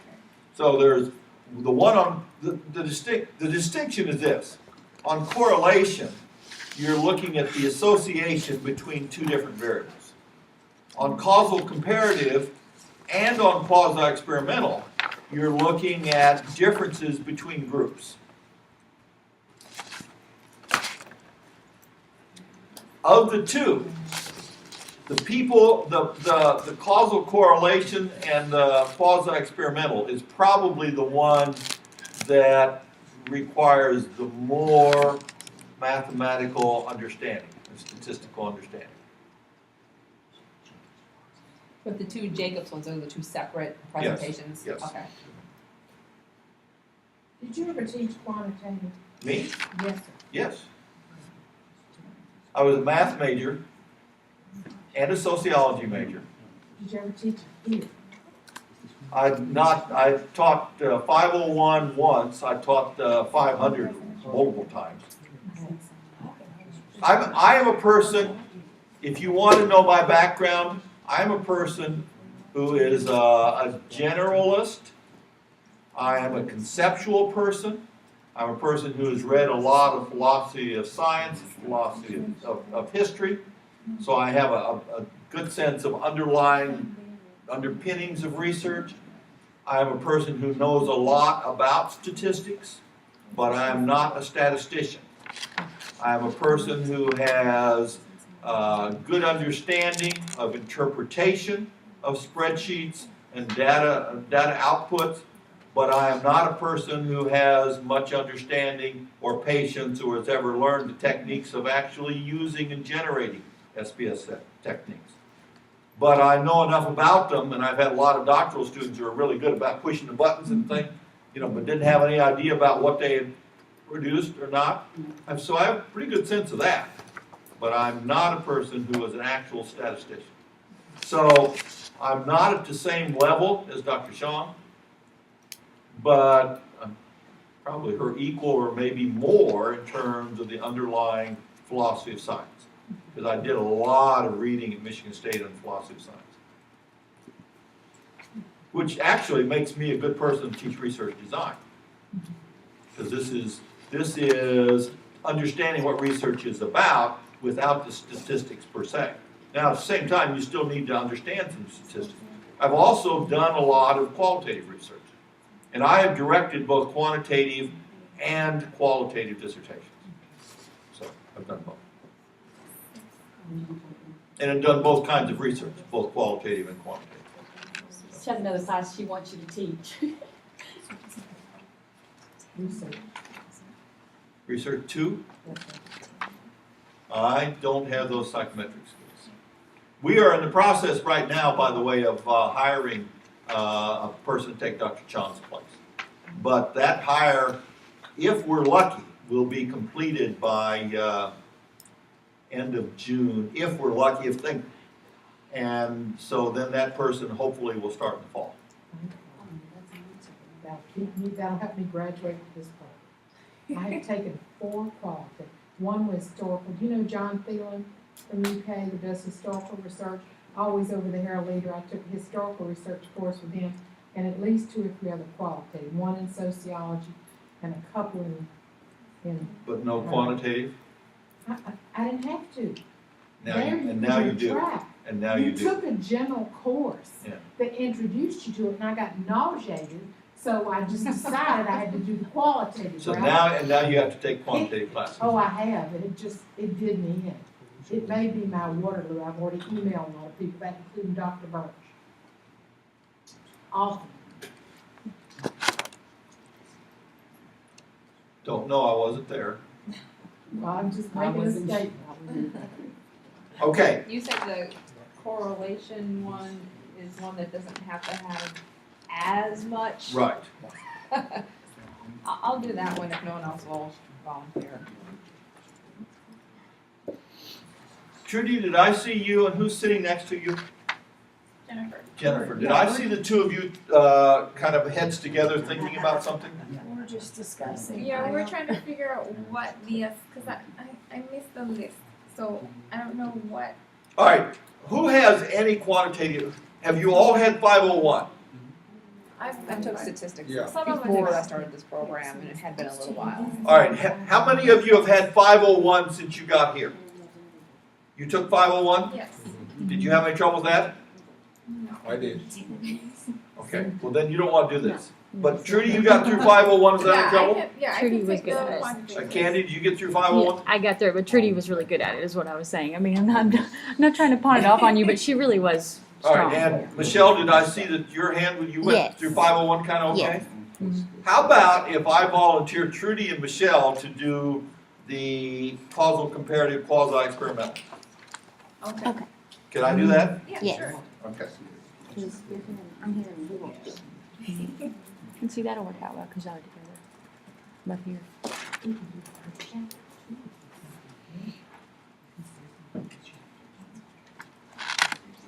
And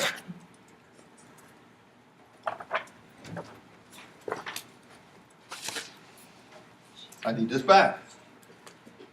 But as a present, Okay. there are some explanations in here that will maybe help supplement that. Okay. And one of the things I would like for you to do as you do that is, he's got some diagrams, but they're also in there, so that you can kind of do some, what do the basic diagrams under causal comparative look like, what the basic diagrams under quasi-experimental look like, and so helping people figure out the distinction between those two. So this is the required reading here, the causal, this, Yes. and Is there another one on? that's the correlation on, but. Yeah, that's separate. This one includes both causal that's got both comparative of them. and Okay, gotcha. and Okay, so now, Sarah, you were volunteering for the one on correlation. I guess. Are you doing it with Sarah and Sarah or just Sarah? Well, if that's the one that's on the 7th, right? She won't be. Yeah. Oh, won't that's, be- I so won't be couldn't, she there, yeah. couldn't do that. Does somebody want to join Sarah? Is Sarah Edwards? So which one are you doing first? The, first, the correlation, Jacobs. All right, so I have Trudy and Michelle for causal, comparative, and quasi-experimental. Who wants to join Sarah for correlation?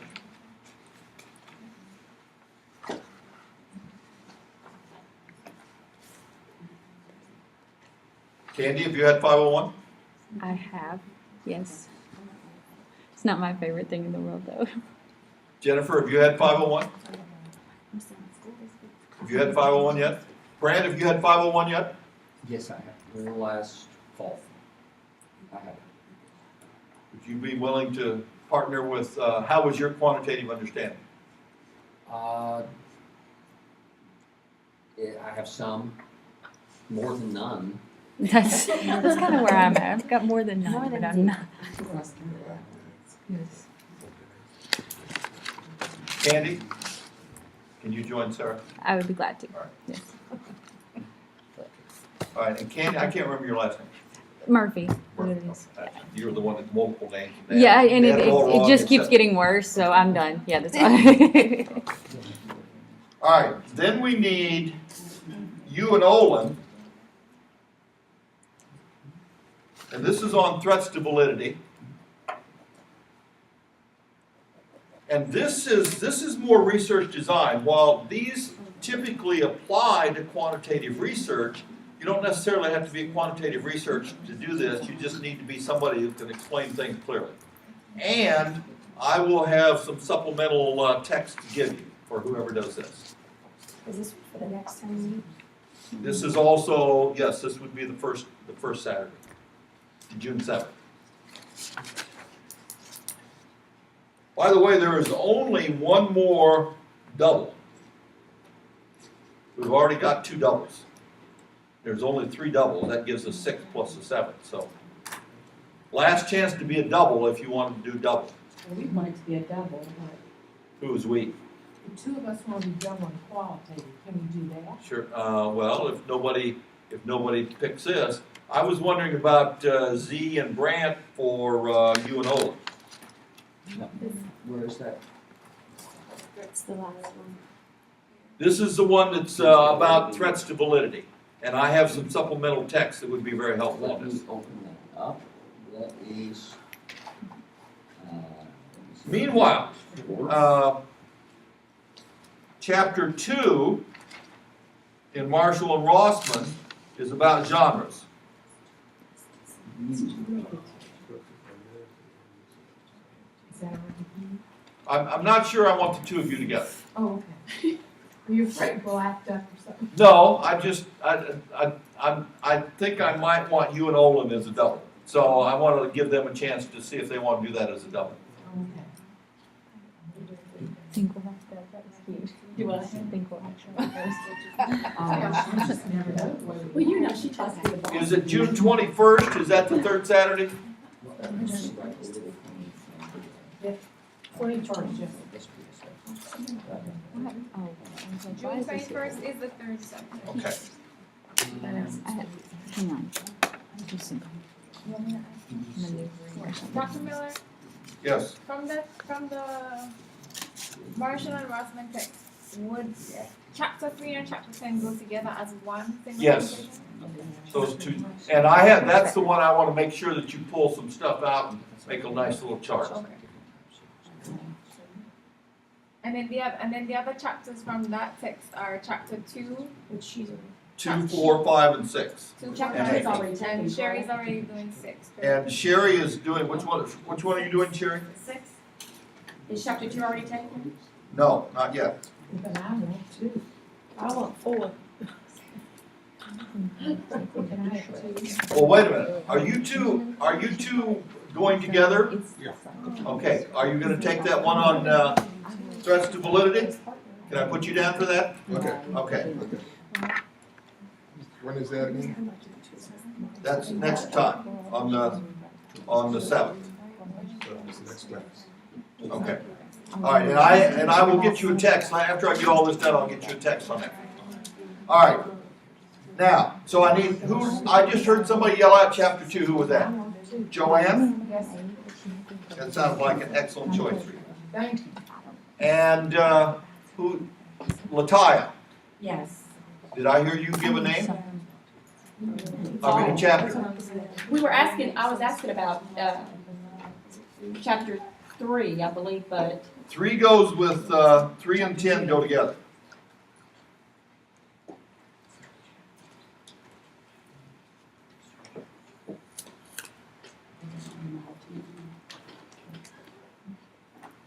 Who did I thought I heard somebody say chapter 4. I said chapter 4. Oh, that's Did you say I Jennifer, already you have got it. chapter 4? No, that's Okay. yours. I'll do chapter 4. And did I hear somebody say, Sherry's already got chapter 6, did I hear somebody say chapter 5?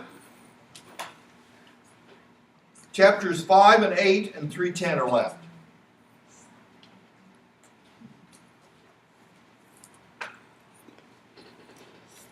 Oh, somebody's got to volunteer Joetta for something. Is she a qualitative or a quantitative type? Qualitative, I would say I'm pretty sure. I think she said L. because we Not were T. just saying All right, then we're down to who's left? I guess just me, Lataya? right? And Sarah and Joetta. And I was just holding out on the preference of the date. Well, So, we're down to the 21st. So we're down to chapters 5, 8, or 3:10.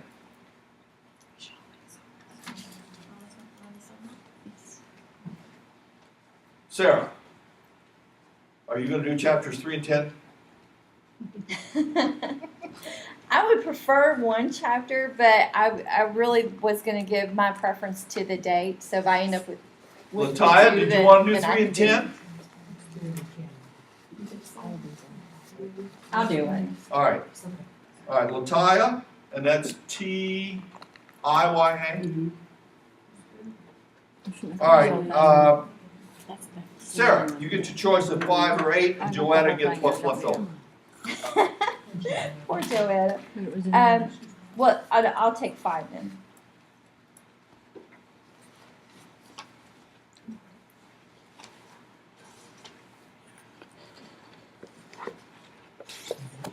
Can we double check the dates that we have to have this ready for? What's Joetta's last name? Kelly? Kelly, yes. With an E-L-L-E-Y or what? Just I Y? think it's just a Y. Just thing. Y, I'm pretty sure. Uh-oh. Yeah, it is.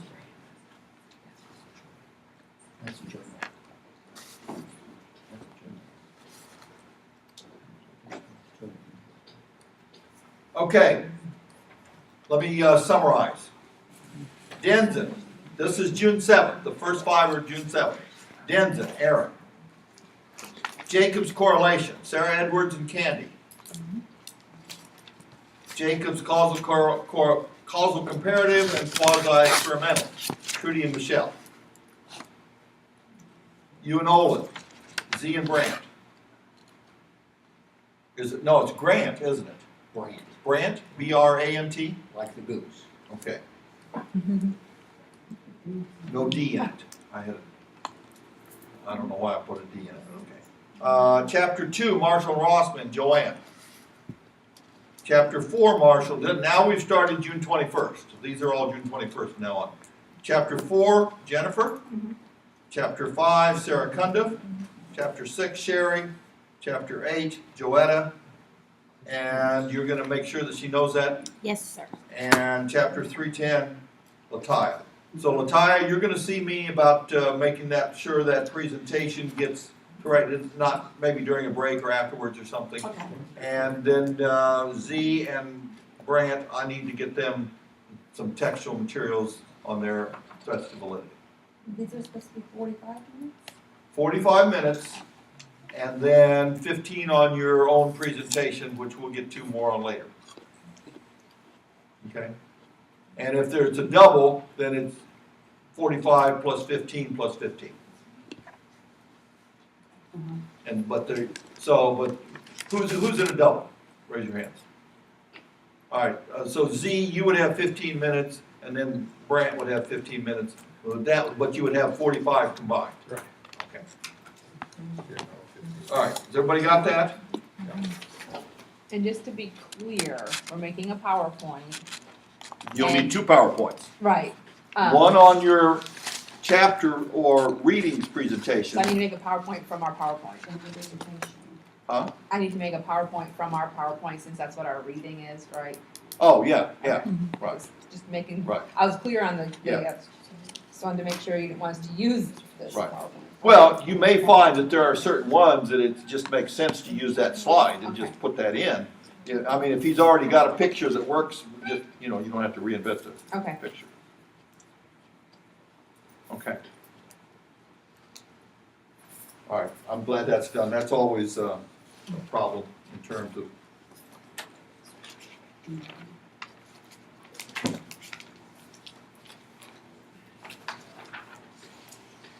Take-home writing assignments.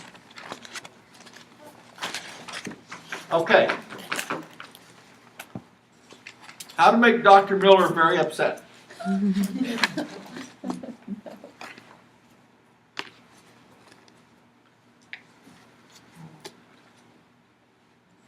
I am not a technological person,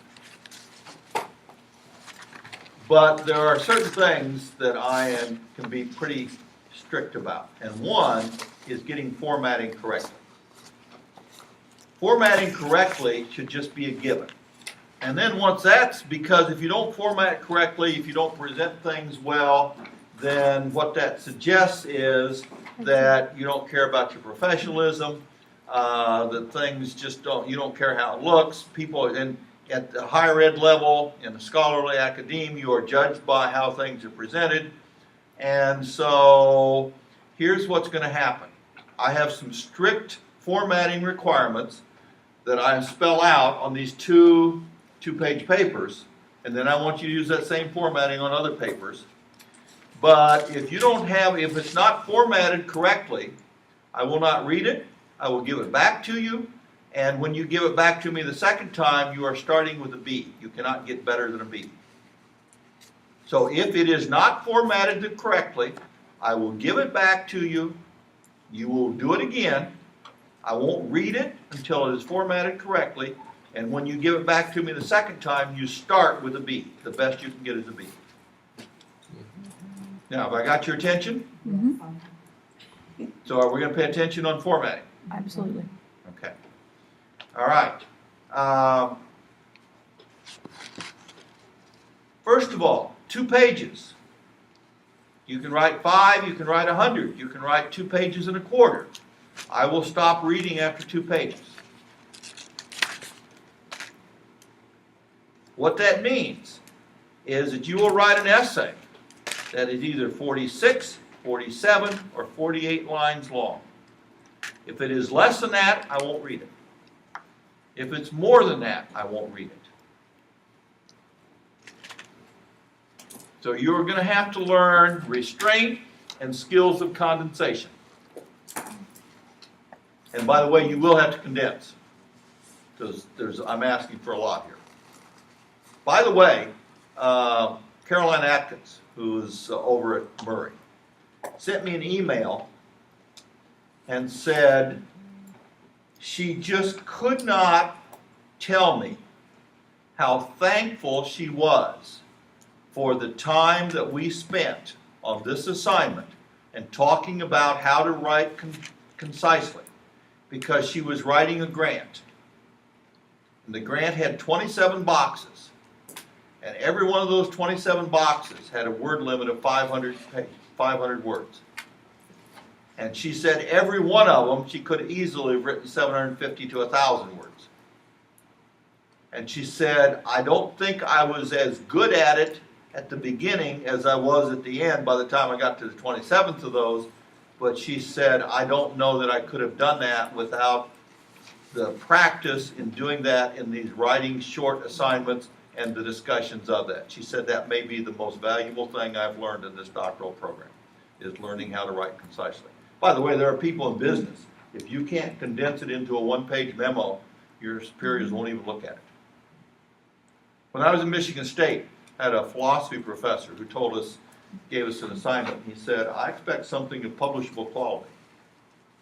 And oh, by the way, it's got to be done in 4 pages. And back then you had typewriters. And I don't remember if it was Pike or Elite, but he said, these are the margins, and this is the type. And he said, if there's one word past 4 pages, I won't read it. It's one of the toughest assignments I ever had at Michigan State. By the way, my advisor, Brookover, used to say when we would do group projects, I see Steve has given something about 15 pages long. Once you start about page 8, maybe by then he will have cleared his pen, and there might be some nuggets in there from that point on. And he would regularly say that about me. It's difficult for me to write concisely. I thought I was writing concisely in the first draft of this 4-page essay for this philosophy professor. Took it to my typist, got it back, and it was 8 pages long. And I thought I was being concise. Painful. But you know what? Those are some of the best skills I learned at Michigan State. And I'm sure I've refined them since then. It is a skill that you all need. So, anyway, now, as for formatting, 1 inch top, 1 inch left. By the way, how will that change for the dissertation? 1.5 inches left. Why? The binding. Binding. So top inch 1, left 1, that's pretty standard. 0.9 right, 0.9 bottom. Now if you do that, you'll find that you'll still get an inch margin. And if you use Times New Roman 12, and I do want Times New Roman 12, and you do this correctly, you will get 24 lines of text per page. Don't do this and hand it in without printing it and counting it. By the way, all assignments to me are done hard copy. WKU is not a printing press. So you print and you hand me hard copy. Okay, so print it and count it. And if there aren't 24 lines, don't say, oh well, just hand it in anyway. All right, so you set it for 1 inch top, 1 inch left, 0.9 bottom, 0.9 right. And you print it, and you don't have 24 lines. Oops. Any ideas as to why? There are probably, and oh, by the way, I also want numbered pages, center bottom.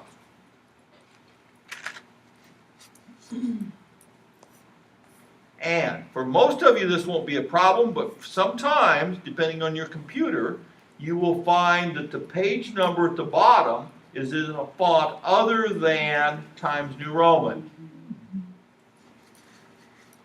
I don't like that. I'll hand it back to you.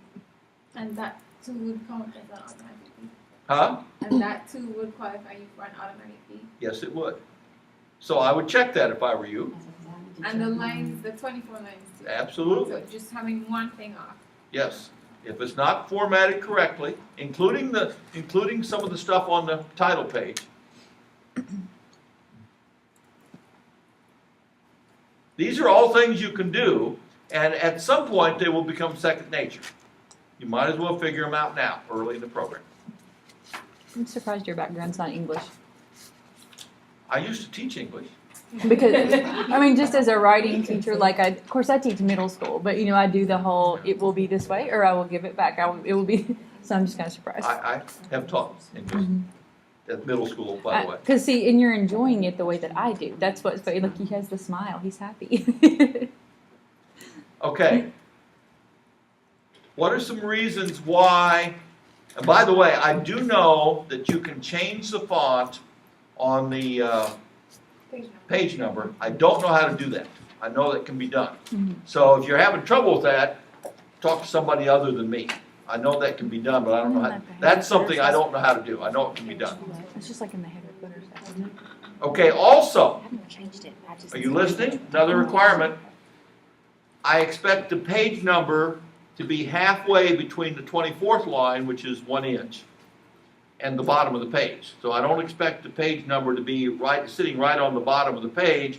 I don't expect to be right under that line. I expect it to be halfway between the bottom line and the bottom of the page. And to do that, probably you will set your footer at 0.2. I think that will do it. If you do that, I think that will fix it for you. Be easier But- to be a typist, wouldn't it?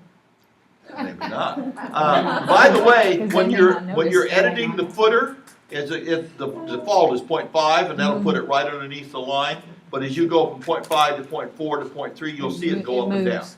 Yeah, you can. So you'll see that go up and down. Okay. So you fixed the footer. You've got the type right. It's Times New Roman and it's 12. But it's still not giving you 24 lines.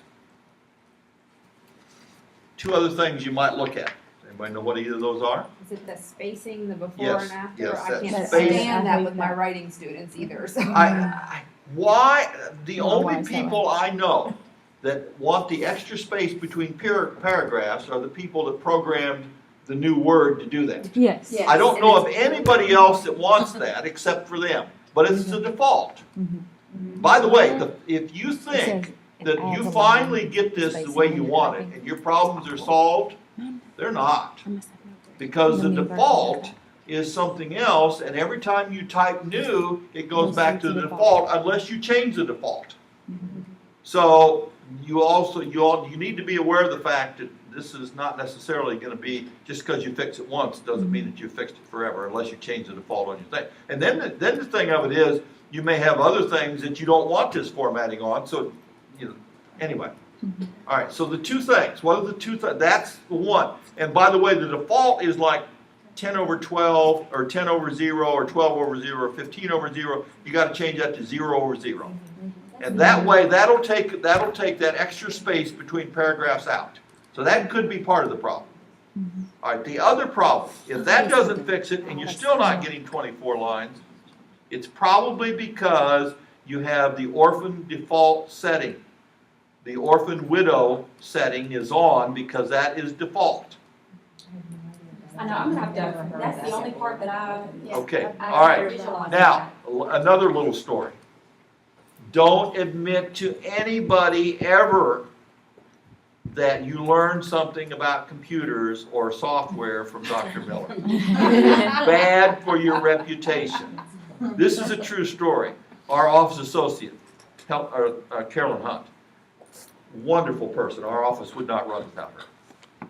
And she has so much institutional memory in our department that when she retires in the next 2 or 3 years, we're going to be in a world of hurt, in terms. Anyway, she is always helping me with everything. She knows how bad I am. Anyway, she overheard me talking to somebody about me having to help some student with some of these issues. And she looked around and said, "Did you just say that you were helping some student, that student was having trouble and you were helping her?" And I said, "Yeah." And she said, I think it was students. And she just looked at me, and whoever I was talking to shook her head and said, "Them's sad folks," and went back to her desk. And she said it in exactly that tone of voice, that somebody was getting help from me. So that just so if you learn something from me, don't admit it to anybody. Okay, it's bad for your reputation. All right, you know what? Did you find the widow orphan setting? Okay, what that is a widow is a person by himself. An orphan is a person by themselves. So what that is, if you start a new paragraph at the bottom of the page, and it's only one line down there, then the rule is there has to be the indented line plus the next line, so it's not by itself. And so if you start, the indent starts on the bottom line, it wraps it to the next page so that the paragraph starts at the top of a page and it's not widowed or orphaned by itself. But what that does, instead of giving you 24 full lines, it gives you a blank line there, 23. So you have to go into the widow orphan, uncheck it, click OK, and then that last line will wrap around. Now that also applies then, some people don't like to have a heading on the bottom line. You know, because that would also wrap. But I prefer 24 lines to each page. So now that's an issue that is dependent upon your professor. So you don't want to default that.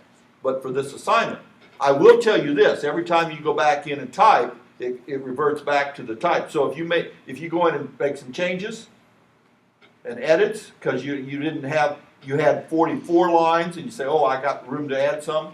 Well, that might change that, and meanwhile, that might kick that back on even though you changed it earlier.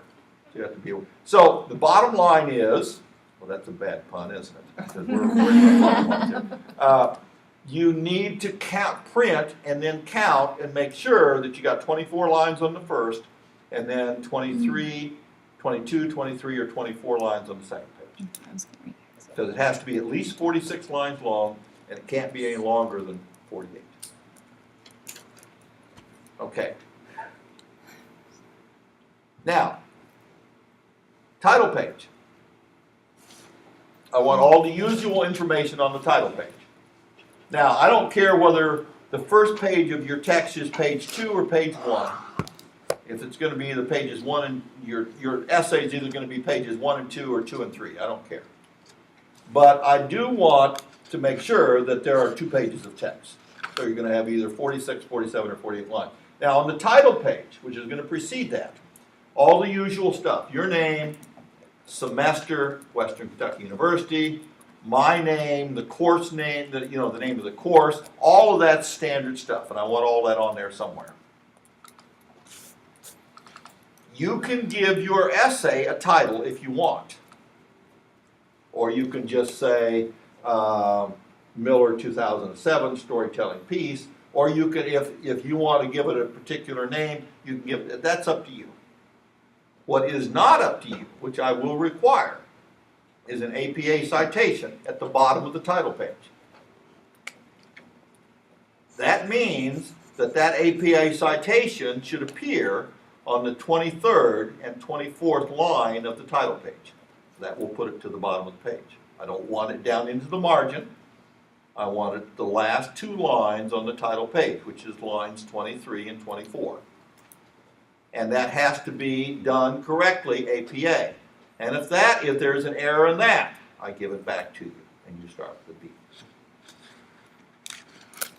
B. I would think. And by the way, that's not a hard thing to do. How many of you have ever heard of copy and paste? All you have to do is copy from the syllabus. Did you hear that? All you have to do is copy from the syllabus to get that part right. Okay, now you do want that APA citation single space and not double space. No, I'm sorry, that'd be lines 22 and 24. Okay, so it is double Yes, spaced. yeah, it'd Okay. be double spaced. So it'd be lines 22 and 24. 23 would be the space in between. Thank you. So at least you don't have to worry about making an error in APA. Because you're gonna copy paste that. Yes, Trudy. For the conformance of a title page, would you mind? Oh, yeah. repeating Your name, Okay. my name as instructor, WKU, the semester, maybe the date, that's optional, at least a semester. Optional on title, but something that identifies it as Miller 2007 or Danqua and Miller 2007. What else did I say? Course name. Semester. Course name. Course name. With the code or without the code? Huh? With the code or without the code? EDLD 712 and then course name. And is there an order that you want? I mean, that's all pretty ecstasis. See how other people do title pages. Do you want to run ahead? I don't need a running head for this, no, so just leave that off. So the date and the title are the only two optionals in this, that's what we look for. But you are at least gonna put summer 2014, Okay, that's enough for me. okay? All right, and just to be sure, you're gonna print it and check it before you hand it in, right? Mm-hmm. Because you don't want to hand it back just because it's not formatted correctly. And by the way, if you're not sure, print it and show it to a friend. And say, does this look right? But you can always count. And if you've got that extra space between paragraphs, you should be able to see that. Well, that's not good, because you won't get the 24 lines. So get that out. And that means going to 0, 0, and then the widow orphan default might get you. And then the other thing, the only tricky thing about that to me is if your computer is one of those that doesn't automatically put your page number the same font as what you're using. And it may be, because I think the default on that is Arial. Or something like that. Something else. Not Arial, it's, Mm-mm. anyway. I But think it's for web pages or something, because it's an odd. it's odd fonts. yeah. It's But not anyway, Arial. there is a way, does anybody know how to do that? I just double click the number and then in mine, a little window pops up where I can change the font size, Okay, the, okay. the text. And Okay, You want the title page I number? don't know how to default it's up to you. it. What was the question? Does the title page have the number suppressed or not? And I don't care. I just don't know how to I think change. more common, I don't care, but I think more common is to suppress it on the title page. Right, and start numbering on the next. So, Dr. Yes. Miller, so is this format consistent with the APA? Yes and no, I was not asking. totally. Some of this is Dr. I was Miller. gonna say, this is Dr. Miller. So that answers my question. But this does meet dissertation format, except for the inch and a half on the left instead of the inch. And U of L, by the way, used to say 1 inch right and 1 inch bottom. But if you do that, you only get 23 lines. And if you do this and measure with a ruler, you still get the inch.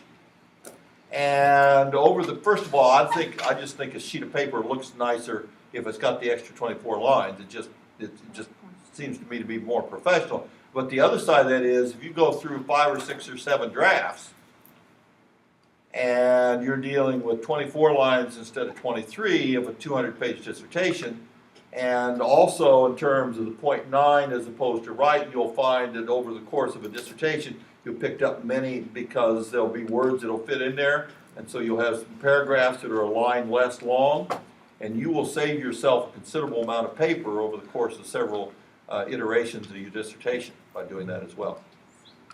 So are there any redos in your class that would not lose a grade point? Or- Yeah, this is the only one. This is the only one I'm going to lose a grade point on. Just these two. I won't. The others I will get after you the fact that you didn't do this. But this, just Miller and Danqua and Miller are the only two where you're going to lose a grade point if you don't write. That get your attention early. Okay, folks.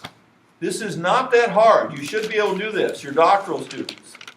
There is no one that should have this go back to you because you didn't get it. And by the way, did you ever hear of phone a friend? What was the $64 million question or whatever? What was the one where Who wants to be a millionaire? who wants to be a millionaire? Remember with phone a friend? You have cohort mates here.